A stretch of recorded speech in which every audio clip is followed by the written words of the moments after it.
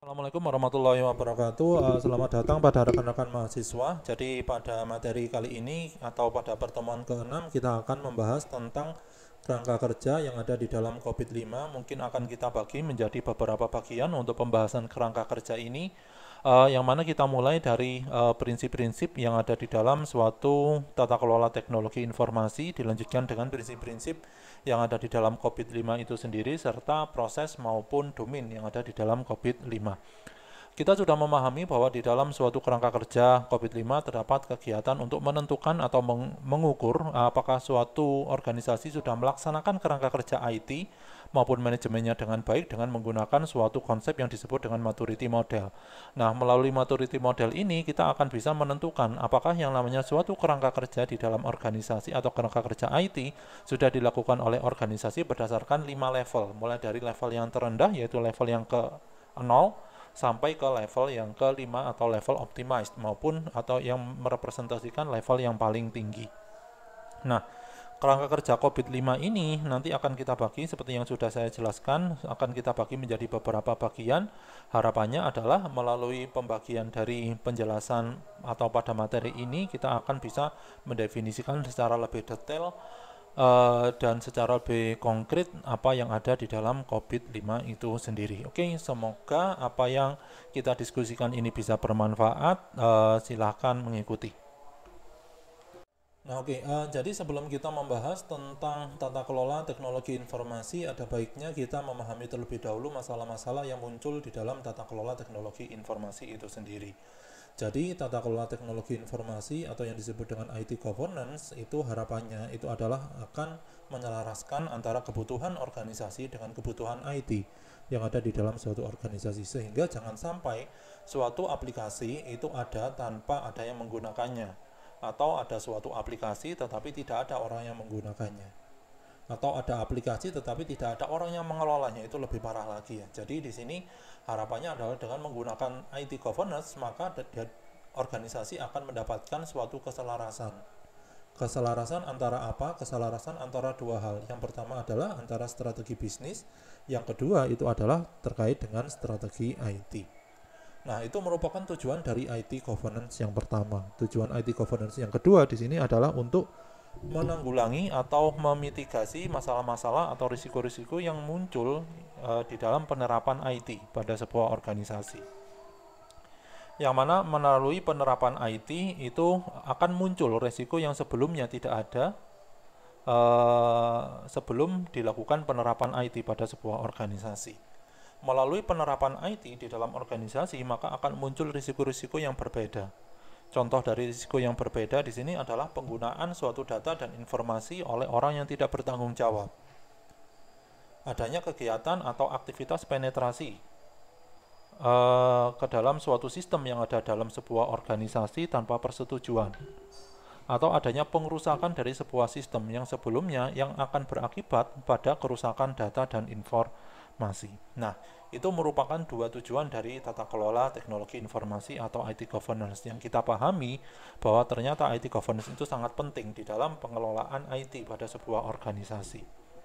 Nah, di dalam IT governance ini atau IT governance itu diharapkan bisa mendapatkan dukungan dari stakeholder, yang mana di sini bisa memberikan suatu pengembangan dan implementasi sistem yang on budget, on schedule, dan sesuai dengan kualitas yang diharapkan, yaitu sesuai dengan kebutuhan dari user, baik itu kebutuhan fungsional maupun kebutuhan non-fungsional. Harapannya adalah dengan menggunakan IT governance akan meningkatkan efisiensi, produktivitas, dan efektivitas, serta bisa menjamin kerahasiaan, kelengkapan, dan ketersediaan dari sebuah informasi yang dimiliki oleh organisasi. Nah, itu pada poin yang pertama.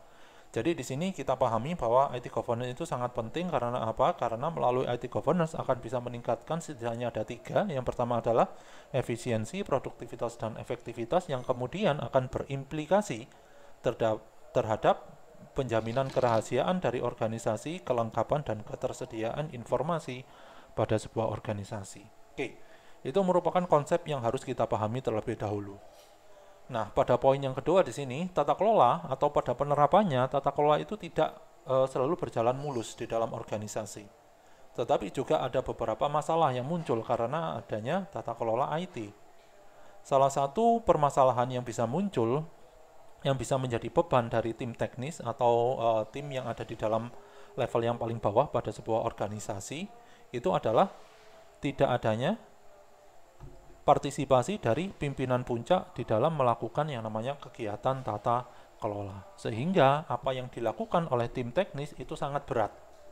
Contohnya seperti ini, di dalam suatu organisasi pendidikan tinggi seperti Philcom, ketika menghadapi suatu akreditasi, karena setiap dokumen teknis itu belum dibuat oleh Kaprodi ataupun Kajur, mungkin pada saat kegiatan akreditasi justru task force yang akan diberikan wewenang untuk membuat dokumen tersebut. Padahal task force itu tidak memiliki kemampuan apapun atau tidak memiliki kualitas apapun atau tidak memiliki pengetahuan apapun di dalam membuat dan menentukan suatu strategi pada sebuah organisasi. Sehingga nanti strateginya memang sudah jadi, cuman permasalahannya adalah strategi tidak akan merepresentasikan kebutuhan dari sebuah organisasi. Nah, itu merupakan salah satu contoh kenapa sebuah tata kelola itu dibutuhkan di dalam organisasi. Nah, akibatnya jika tidak terjadi yang namanya keselarasan antara suatu strategi bisnis dan strategi TI, maka yang terjadi adalah adanya kerugian secara finansial karena proyek sudah dilakukan. Proyek itu melakukan atau mendapatkan atau membutuhkan suatu effort maupun kebutuhan finansial yang banyak, tetapi ternyata setelah diimplementasikan proyeknya, ternyata aplikasinya nggak dipakai, atau ternyata aturan atau kajian yang digunakan itu tidak terpakai. Sayang sekali, sudah keluar effort, sudah keluar waktu, sudah keluar biaya, ternyata tidak digunakan untuk solusinya. Yang kedua adalah rusaknya reputasi, yaitu rusaknya reputasi pada partisipan-partisipan yang melaksanakan kegiatan proyek atau kegiatan tata kelola TI. Jadi bisa kita pahami ya, rusaknya reputasi ini ketika kita melakukan proyek ya, atau ketika kita melakukan kegiatan tata kelola TI, apabila proses yang terjadi di dalam organisasi atau proses TI itu tidak selaras dengan proses bisnis, maka yang terjadi kegiatan yang dilakukan oleh organisasi itu tidak akan bisa mencapai tujuannya. Nah, permasalahan yang ketiga di sini adalah proyek yang over budget dan overtime atau under specification. Ya. Jadi tidak memenuhi 3 constraint utama di dalam suatu proyek. Proyek over budget, proyek overtime, dan under specification. Sehingga yang terjadi itu adalah penurunan efektivitas karena buruknya kualitas dari suatu sistem informasi. Nah, permasalahan-permasalahan ini seharusnya tidak terjadi ketika organisasi menggunakan suatu konsep atau kerangka kerja tata kelola TI dengan baik. Sehingga langkah-langkah yang dilakukan oleh organisasi itu bisa terukur, sehingga kalau misalkan sudah bisa terukur, maka akan bisa dikelola dengan baik. Oke, seperti yang sudah kita bahas pada slide yang pertama atau pada diskusi yang sudah kita lakukan tadi, jadi di sini kita selanjutnya akan mencoba untuk melihat prinsip-prinsip di dalam tata kelola teknologi informasi. Nah, kita pahami terlebih dahulu bahwa prinsip di dalam penerapan tata kelola teknologi informasi pada setiap organisasi itu mungkin akan berbeda.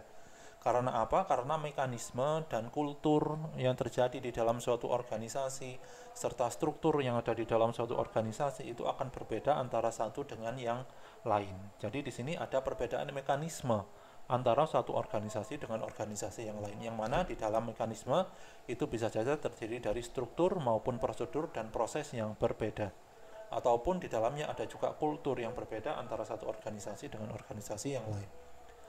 Nah, yang ketiga di sini adalah prinsip yang diterapkan itu akan bisa berjalan mulus apabila suatu organisasi mencoba untuk melakukan kegiatan tata kelola ini berdasarkan suatu praktek yang terstandar atau praktek yang paling baik. Artinya ada suatu standar yang bisa digunakan di dalam suatu organisasi untuk mengolah tata kelola atau mengelola IT.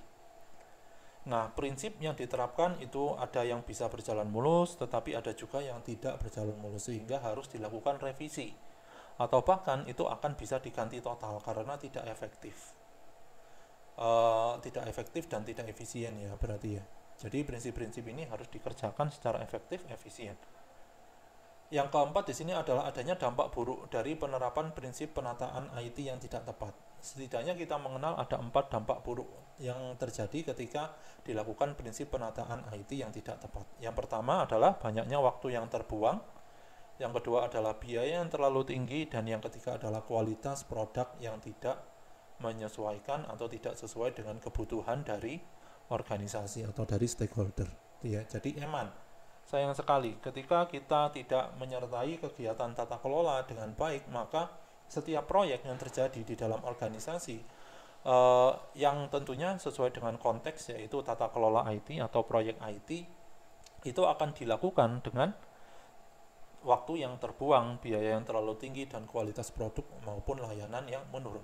Atau kalau misalkan ternyata masuk ke dalam triple constraint, yaitu biaya tidak terlalu tinggi, kualitas produk yang menyesuaikan atau sesuai dengan kebutuhan dari pengguna, dan yang terakhir adalah waktu yang tepat, mungkin saja yang namanya suatu aplikasi tersebut tidak digunakan oleh organisasi. Sehingga apabila terjadi dampak buruk pada poin yang pertama, maka akan muncul permasalahan, yaitu implikasi, yaitu terjadinya suatu kerugian bisnis, sehingga reputasi bisa menurun dan kekuatan organisasi untuk bisa berkompetisi itu menjadi melemah. Selain itu, permasalahan dari dampak buruk penerapan prinsip penataan IT yang tidak tepat itu adalah proses bisnis yang menjadi berbelit-belit sehingga tidak efisien. Padahal harapannya di sini adalah proses bisnis itu sesuai dengan SLA atau Service Level Agreement yang sudah ditentukan di awal oleh organisasi. Harapannya adalah melalui penentuan SLA, setiap proses yang dilakukan oleh organisasi itu tentunya sesuai dengan aturan yang ada atau Service Level Agreement yang ada. Yang keempat di sini adalah mempersulit inovasi yang dibutuhkan oleh organisasi untuk bisa merubah pola bisnis dari organisasi tersebut, sehingga profit yang didapatkan itu atau yang dijanjikan itu juga tidak dapat ditepati atau didapatkan, tetapi tidak sesuai dengan apa yang sudah direncanakan. Itu ya. Jadi bisa kita lihat dari 4 sisi ya, penerapan dari suatu penataan IT yang tidak tepat. Yang pertama, setiap proyek itu akan tidak memenuhi triple constraint-nya. Yang kedua, walaupun itu sudah memenuhi triple constraint, tetapi mungkin saja tidak memenuhi atau tidak sesuai dengan kebutuhan yang ada, sehingga tidak merepresentasikan suatu solusi yang diharapkan. Yang ketiga adalah bisnisnya menjadi rugi atau mengalami kerugian karena adanya reputasi yang menurun, sehingga kekuatan untuk berkompetisi antar organisasi itu menjadi semakin melemah. Yang keempat adalah proses yang tidak efisien, ya, tidak sesuai, tidak efisien, berbelit-belit. Dan yang kelima adalah kesulitan di dalam melakukan inovasi.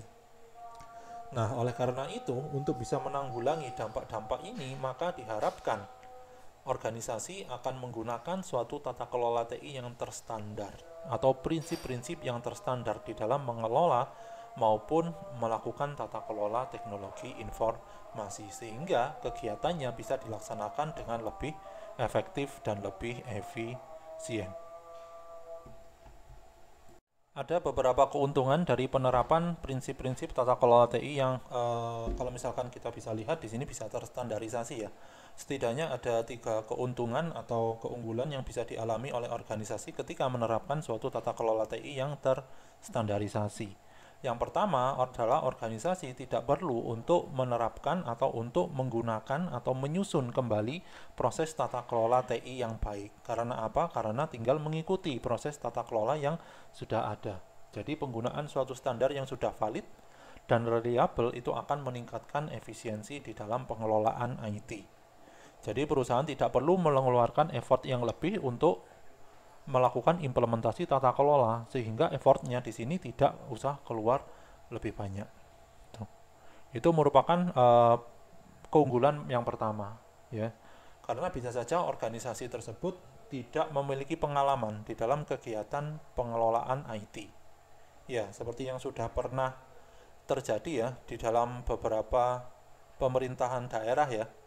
Jadi ada beberapa pemerintah daerah itu yang memang tidak siap di dalam tata kelola IT. Karena apa? Karena mereka yang pertama tidak memiliki yang namanya suatu IT master plan. Yang kedua, mereka tidak memiliki keselarasan. Konsep dari keselarasan antara IT dengan bisnis atau di dalam kebutuhan bisnis itu tidak ada sama sekali. Sehingga yang terjadi apa? Aplikasinya ada, ya. Smart City-nya atau inisiatif Smart City itu sudah ada, tetapi tidak ada yang menggunakan. Tuh. Jadi sudah beli server, sudah membuat suatu DRC atau Disaster Recovery Center, sudah membuat kegiatan untuk pengelolaan atau maintenance untuk server tersebut, tetapi semuanya itu tidak digunakan. Keluar biaya yang besar, effort yang besar, tetapi minim manfaat. Yang kedua di sini adalah adanya suatu standar yang tertata dan jelas maupun terstruktur sehingga bisa dipahami, mudah untuk dipelajari dan mudah untuk direplikasi atau ditiru oleh sebuah perusahaan. Implikasinya apa? Kalau misalkan sudah ada standar yang tertata, jelas dan terstruktur di sini, maka implikasinya adalah perusahaan akan memiliki pandangan dan bahasa yang sama di dalam membahas tentang komponen yang ada di dalam tata kelola IT. Ya. Nah, pada poin yang ketiga di sini itu adalah standar atau keunggulan dari penerapan tata kelola TI yang sudah terstandar itu adalah bisa dikembangkan kembali dalam waktu yang lama dan memiliki dan melibatkan banyak pihak. Jadi standar ini itu akan bisa dikembangkan kembali, dan standar ini juga berdasarkan atau muncul berdasarkan dari hasil pengembangan melalui proses yang sangat lama dan melibatkan banyak pihak. Kita paham bahwa COBIT yang merupakan satu konsep atau satu standar di dalam tata kelola IT itu memang merupakan suatu produk dari ITGI. Kita juga paham dari IT Governance Institute itu merupakan salah satu konsorsium ya, atau konsorsium yang di dalamnya terdapat atau tergabung banyak perusahaan yang bergerak di bidang IT. Yang mana perusahaan-perusahaan yang bergerak di bidang IT ini mencoba untuk membuat suatu standarisasi terkait dengan bagaimana caranya untuk melakukan tata kelola TI maupun manajemen TI yang benar. Nah, itu ya, terkait dengan keuntungan dari penggunaan tata kelola IT yang terstandar. Yang pertama itu adalah penggunaan standarnya itu sudah mature sehingga perusahaan tidak perlu melakukan atau mengandalkan pengalamannya sendiri di dalam implementasi tata kelola. Yang kedua adalah standarnya itu sudah teratur sehingga mudah untuk dipahami, mudah untuk direplikasi dan diimplementasikan di dalam suatu perusahaan, ya. Sehingga harapannya adalah tiap perusahaan atau tiap anggota di dalam organisasi memiliki pandangan yang sama terkait dengan tata kelola. Dan yang ketiga di sini adalah standar yang ada itu akan atau sudah dikembangkan dalam waktu yang lama, memiliki banyak iterasi dan melibatkan banyak pihak atau banyak organisasi. Yang mana organisasi ini juga bukan organisasi yang kacangan ya. Sehingga dalam implikasinya standar itu akan bisa memberikan suatu solusi bagi organisasi, yang mana solusinya itu bisa berupa suatu pandangan terkait dengan kemungkinan-kemungkinan terburuk maupun terbaik dari penerapan suatu tata kelola maupun manajemen teknologi informasi. Sehingga di sini memiliki stabilitas yang lebih tinggi ketika kita menggunakan suatu standar tertentu. Oke, jadi itu merupakan keuntungan dari penggunaan tata kelola IT yang terstandar. Setidaknya ada 3 yang sudah kita jelaskan tadi. Oke, kita lanjutkan. Jadi keuntungan lain dari penerapan prinsip tata kelola IT yang terstandar, yang keempat itu adalah memiliki kemampuan atau memiliki potensi untuk bisa dielaborasi lagi dan dikembangkan lagi menjadi suatu standar atau menjadi standar yang hanya dimiliki oleh organisasi, sehingga di sini disesuaikan dengan kebutuhan organisasi. Yang kelima adalah standar akan lebih mudah untuk dikontrol baik oleh pihak internal maupun eksternal perusahaan. Jadi kita akan mencoba untuk memahami tentang, kalau waktunya cukup ya, kita akan mencoba untuk memahami ada dua standar di dalam tata kelola IT. Yang pertama adalah standar yang sudah dibuat oleh ITGI, standar internasional, yaitu COBIT atau Control Objective of IT. Dan yang kedua, kita nanti akan mengenal tentang jadi untuk yang nasional mungkin kita mengenal tentang SPBE atau sistem pemerintahan berbasis elektronik. Sistem pemerintahan berbasis elektronik itu disusun berdasarkan konsorsium juga, tapi konsorsiumnya dari Permenpan RB dan universitas-universitas yang ada di Indonesia. Ya.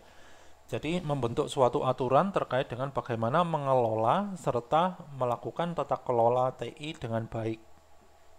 Itu merupakan SPBE, sistem pemerintahan berbasis elektronik, kepanjangannya itu.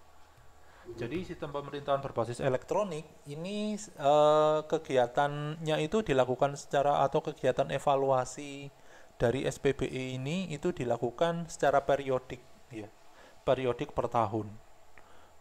Melakukan apa SPBE ini atau Permenpan RB ini melakukan apa dengan SPBE? Melakukan evaluasi terhadap kesiapan dari tiap-tiap pemerintah daerah untuk melakukan tata kelola maupun manajemen teknologi informasi. Tuh. Nanti akan didapatkan suatu pemeringkatan, yang mana pemerintah daerah yang memiliki kesiapan yang paling tinggi, mana yang paling belum siap. Tuh. Ya. Seperti yang sudah saya sebutkan tadi, bahwa memang ada beberapa pemerintah daerah yang kurang siap di dalam mengelola dan menerapkan IT. Ya. Bukan karena kemampuannya yang tidak ada, tetapi karena tidak adanya keselarasan, tidak adanya ketidakmauan dari mereka untuk menyelaraskan antara yang namanya kebutuhan organisasinya dengan IT. Ya. Sehingga yang terjadi itu apa? Ya cukup lucu. Investasi sudah dilakukan, nggak ono sing gawe. Ya eman, ya. Sudah keluar effort, sudah keluar duit, sudah keluar waktu, aplikasinya nggak ada yang pakai. Tuh. Nah, oke, jadi itu SPBE dan COBIT ya. SPBE itu merupakan kerangka kerja tata kelola TI dan manajemen TI di nasional, dibuat oleh Permenpan RB. Terus kalau COBIT itu merupakan tata kelola TI atau standar atau kerangka kerja untuk mengelola IT di internasional. Ya. Oke, jadi itu terkait dengan prinsip keuntungan dari penerapan prinsip tata kelola TI yang terstandarisasi ya. Setidaknya ada 5 tadi ya, yang sudah kita diskusikan secara bersama-sama. Oke, jadi kita masuk ke pembahasan tentang COBIT 5 ya. Jadi ini merupakan dokumentasi dari ISAKA,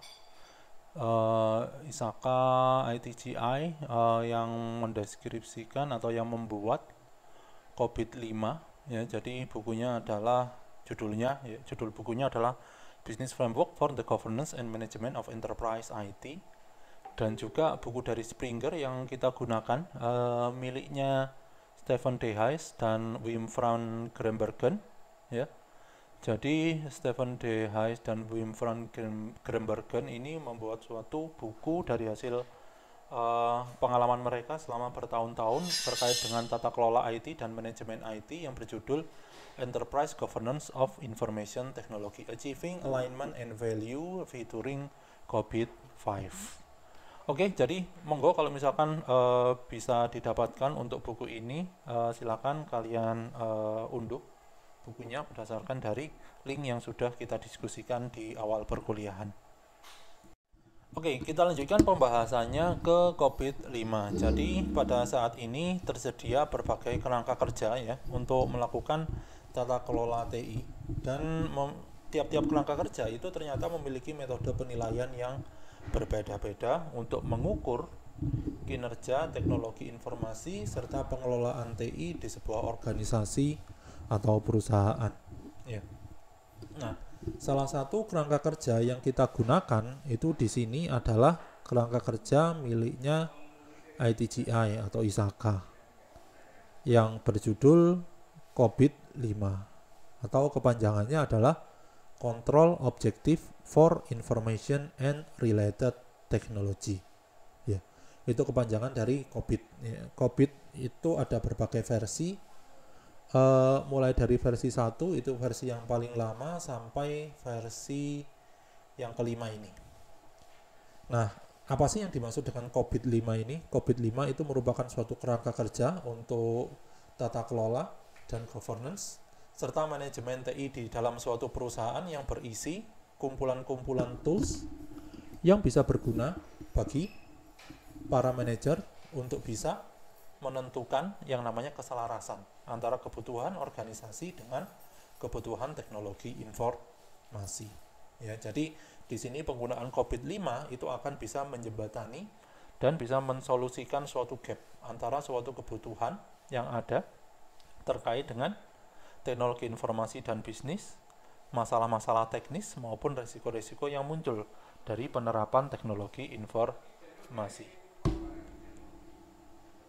Oke, itu pada poin yang ketiga. Jadi pada poin yang keempat di sini adalah COBIT-5 ini kenapa kok digunakan sih?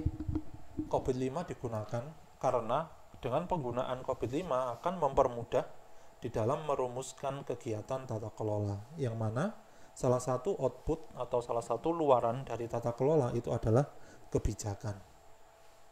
Suatu kebijakan organisasi yang harapannya dengan penggunaan COBIT ini akan jelas dan tidak ambigu. Yang mana kebijakan ini itu akan bisa digunakan di dalam mengendalikan teknologi informasi pada sebuah organisasi. Itu ya.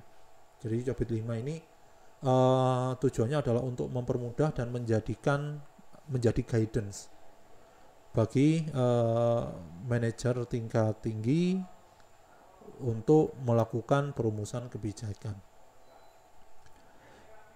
Nah, COBIT-5 ini merupakan suatu framework yang fleksibel, artinya penggunaan COBIT-5 itu bisa disesuaikan loh dengan kebutuhan organisasi. Yang artinya adalah ketika organisasi ternyata belum menerapkan salah satu proses yang ada di dalam COBIT-5, maka organisasi akan bisa menggunakan satu domain saja yang di dalamnya terdapat proses tersebut untuk bisa diterapkan sehingga kegiatan yang terlaksana itu akan terukur, bisa efisien, pembuatan suatu perumusan kebijakan bisa jelas. Nah, itu merupakan suatu prelude ya atau latar belakang kenapa COBIT-5 itu dibutuhkan di dalam suatu organisasi untuk melakukan pengelolaan maupun tata kelola IT. Oke, jadi kalau misalkan kita lihat dalam perkembangan ini ya COBIT ya, COBIT pertama kali disusun itu tahun 1996. Ya, jadi pada tahun 1996 disusun COBIT 1 yang mana konteks di dalam penggunaan COBIT 1 itu hanyalah untuk melakukan kegiatan audit. Ya. Apa sih yang dimaksud dengan kegiatan audit ya? Kan ini mata kuliahnya adalah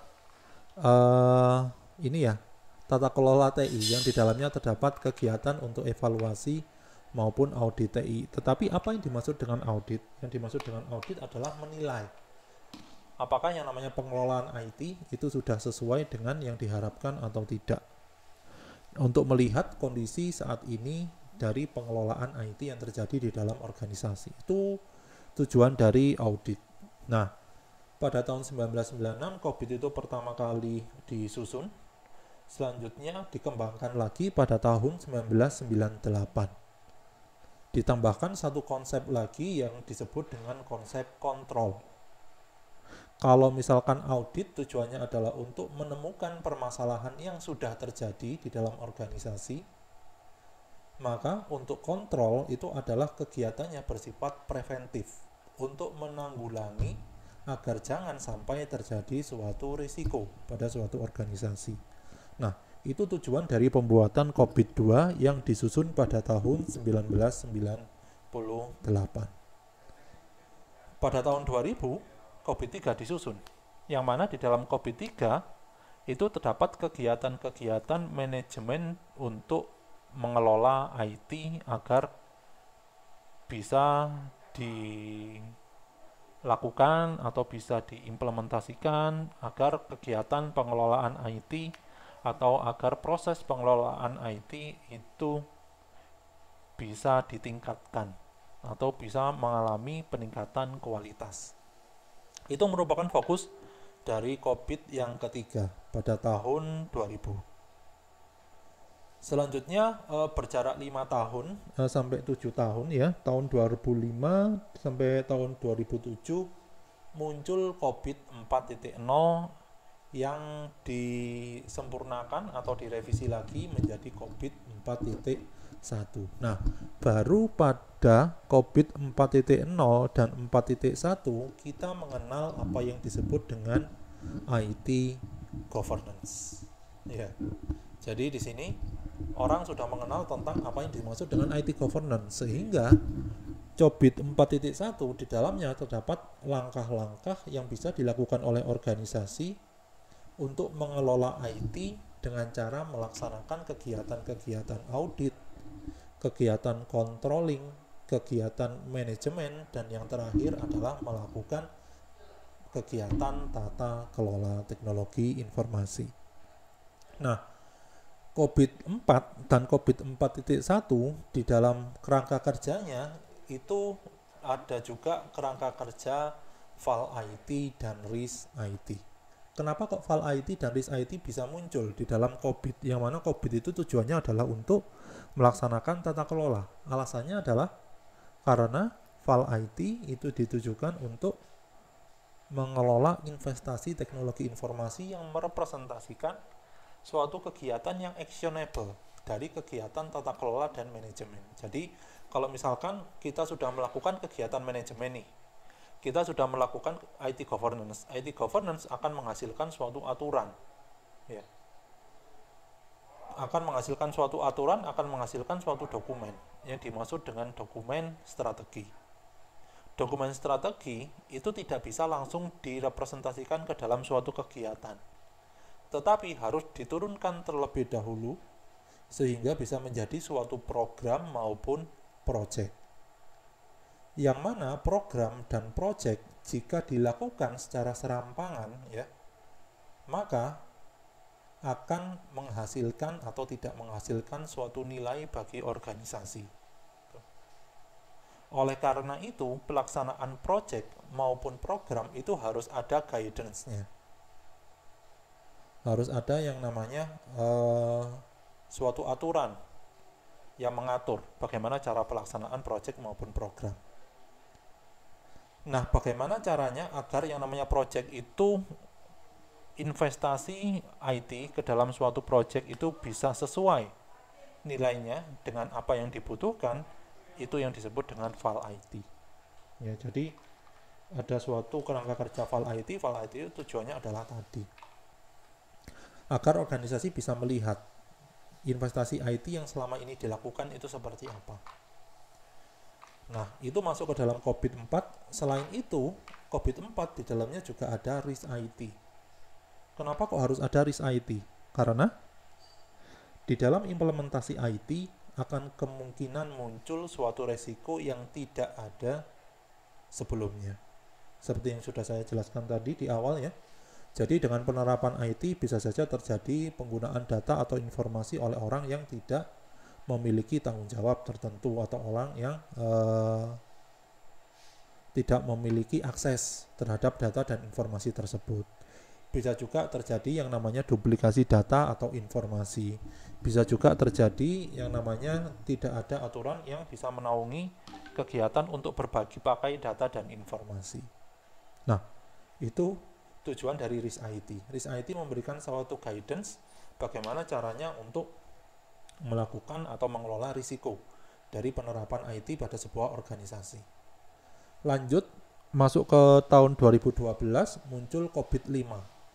Nah, di COVID-5 ini mulai dipisah antara kegiatan manajemen dan IT governance. karena memang antara IT governance dan manajemen itu akan menghasilkan suatu output yang berbeda. Ya. Yang mana kegiatan governance itu bertugas untuk memantau kegiatan manajemen agar terlaksana dengan baik, sedangkan kegiatan manajemen tujuannya adalah untuk memantau kegiatan operasional agar bisa berjalan dengan baik. Nah, makanya di sini di COVID-5 pada tahun 2012 mulai dipisah antara yang namanya governance dengan manajemen. Oke, jadi itu merupakan perkembangan COVID ya, mulai dari COVID pertama tahun 1996 sampai COVID-5 pada tahun 2012. Jadi di sini mengalami evolusi ruang lingkup juga ya. Di COVID pertama pembahasannya cuma audit doang. Dilanjutkan COVID kedua, yaitu dengan menggunakan kontrol, memasukkan kontrol. Di dalam COVID ketiga memasukkan kegiatan manajemen. Di dalam COVID 4 merepresentasikan IT governance. Tahun 2012 COVID 5 membagi antara kegiatan governance dan manajemen. Oke, jadi itu perkembangan COVID yang terjadi. Oke, jadi seperti yang sudah kita lihat pada slide sebelumnya ya. Jadi ini merupakan ilustrasi yang mendeskripsikan 5 prinsip yang ada di dalam COVID. Yang pertama di sini adalah meeting stakeholder needs. Meeting stakeholder needs tujuannya adalah untuk jadi di dalam COVID itu terdapat proses-proses yang gunanya itu untuk mendukung penciptaan nilai bisnis melalui penerapan teknologi informasi. Sehingga harapannya adalah dengan menggunakan COVID-5, perusahaan akan dapat menyesuaikan kebutuhannya dengan domain-domain maupun proses yang ada di dalam COVID itu sendiri. Yang kedua adalah covering enterprise end-to-end. Apa yang dimaksud dengan covering enterprise end-to-end? Berarti di sini COVID-5 di dalamnya terdapat proses-proses yang mengintegrasikan pengelolaan IT dengan tata kelola. Sehingga di sini ketika di dalamnya ada proses-proses untuk melakukan pengelolaan dan tata kelola, harapannya adalah seluruh fungsi maupun proses yang ada di dalam suatu perusahaan itu akan bisa dikelola dengan COVID-5. Tentunya dengan konteks tata kelola dan manajemen ya. Jadi tidak hanya COVID ini akan bisa digunakan pada fokus di fungsi IT, tetapi pada fungsi-fungsi terkait dengan teknologi maupun informasi. Ya. Sehingga di sini harapannya adalah tiap-tiap aset teknologi di dalam organisasi itu bisa dikelola oleh orang-orang di dalam perusahaan. Ya. Selain itu yang dimaksud dengan covering enterprise end-to-end itu adalah COVID-5 itu mempertimbangkan seluruh entitas di dalam suatu perusahaan sebagai suatu bagian yang saling mempengaruhi, sebagai komponen-komponen yang saling berpengaruh antara satu dengan yang lain. Sehingga enabler di sini ya nanti akan saya jelaskan apa yang dimaksud dengan enabler dari COVID. Setidaknya ada 7 enabler dari COVID yang mana antara ke-7 enabler itu harus saling terkait. Nah, oke. Jadi itu yang dimaksud dengan covering enterprise end-to-end. Yang ketiga itu adalah applying a single integrated framework, yang artinya adalah COVID-5 itu selaras dengan standar-standar yang terkait, yang memberi panduan untuk melakukan atau mengelola aktivitas-aktivitas IT di dalam organisasi. Nah, jadi COVID-5 ini membahas atau suatu kerangka kerja yang membahas bagaimana pelaksanaan tata kelola dan manajemen secara high level.